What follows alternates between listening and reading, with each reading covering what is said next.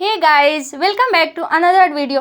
आप देख रहे हैं लॉ एंड फैक्ट्स और आज हम लोग बात करने वाले सुप्रीम कोर्ट में एक PIL जो कॉन्स्टिट्यूशन के प्रियम्बल से संबंधित है दायर किया गया है और उसमें ये मांग की गई है कि जो प्रियम्बल में 42वां संविधान संशोधन 1976 द्वारा दो वर्ड धर्मनिरपेक्षता और समाजवाद ये दोनों को जोड़ा। हालांकि 42वां संविधान संशोधन द्वारा 3 वर्ड जोड़ा गया है, धर्मनिरपेक्षता, समाजवाद और अखंडता, लेकिन यहाँ विवाद सिर्फ 2 वर्ड को लेकर ही हो रहा है, धर्मनिरपेक्षता और समाजवाद के बारे में।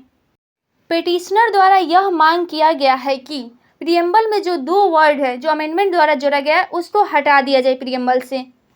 इसमें मुख्य रूप से 3 पिटिशनर, जिसमें बीजेपी के सीनियर लीडर बलराम सिंह, दूसरा डॉक्टर सुब्रमण्यम स्वामी, तीसरा एडवोकेट अश्विनी कुमार उपाध्याय हैं। अब चलिए देखते हैं कि ये तीनों लोग किस आधार पर ये कह रहे हैं कि प्रियम्बल से ये दोनों वर्ड को हटा दिया जाए।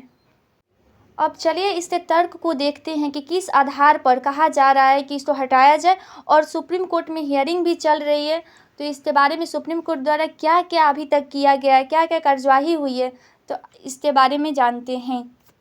पिटिशनर द्वारा पहला ये तर्क दिया गया कि प्रियम्बल कॉन्स्टिट्यूशन का एक इम्पॉर्टेंट पार्ट है और इसलिए इसे किसी भी गवर्नमेंट द्वारा, यहाँ गवर्नमेंट कहने का मतलब पार्लियामेंट द्वारा, ये अलाउ नहीं किया जा सकता है कि उसमें वो संशोधन करे या फिर कोई भी चेंजेस करे।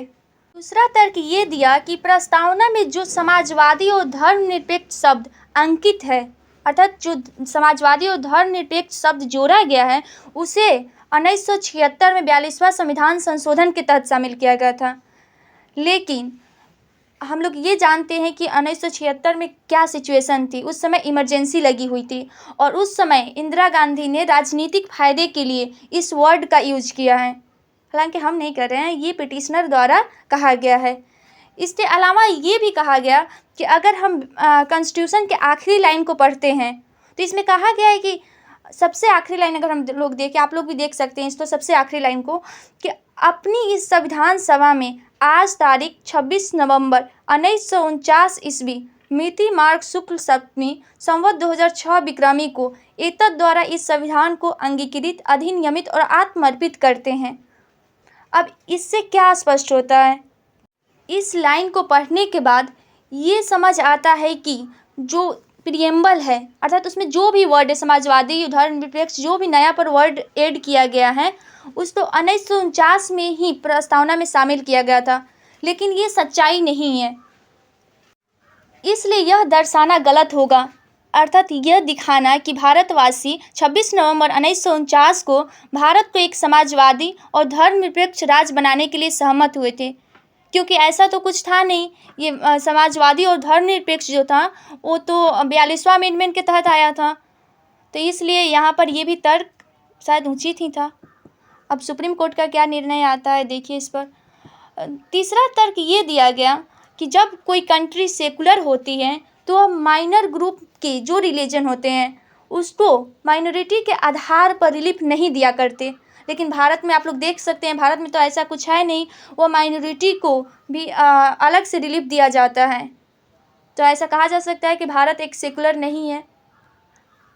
लेकिन पिटिशनर द्वारा ये भी कहा गया कि हम ये नहीं कह रहे हैं कि भारत एक सेकुलर नहीं है, भारत है सेकुलर, लेकिन इसे लोगों पर थोपा न जाए, ज़बरदस्ती इसको अप्लाई करने के लिए नहीं कहा जाए कि भारत एक सेकुलर है।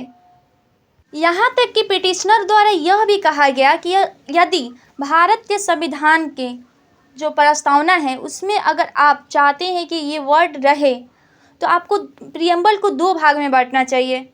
एक प्रियम्बल का ओरिजिनल रूप हो कि हाँ वो ओरिजिनल है जो कॉन्स्टिट्यूट असेंबली द्वारा बनाया गया है, और दूसरा भाग ऐसा होना चाहिए जिसे अमेंडमेंट करके बनाया गया है।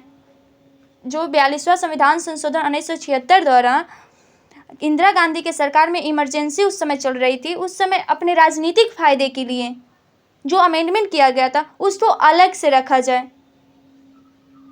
हालांकि इस पर अभी हियरिंग चल रही है, अभी तक सुप्रीम कोर्ट ने न तो सेंट्रल गवर्नमेंट को कोई नोटिस भेजी है और न ही इस पिटीशन को रद्द किया है।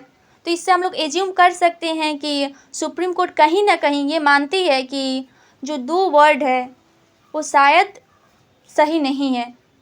सही यहाँ नहीं कहने का तात्पर्य ये है कि ये वर्ड को प्रिएम्बल में न यूज करके, अर्थात प्रिएम्बल में अमेंडमेंट करके न प्रयोग किया जाना चाहिए।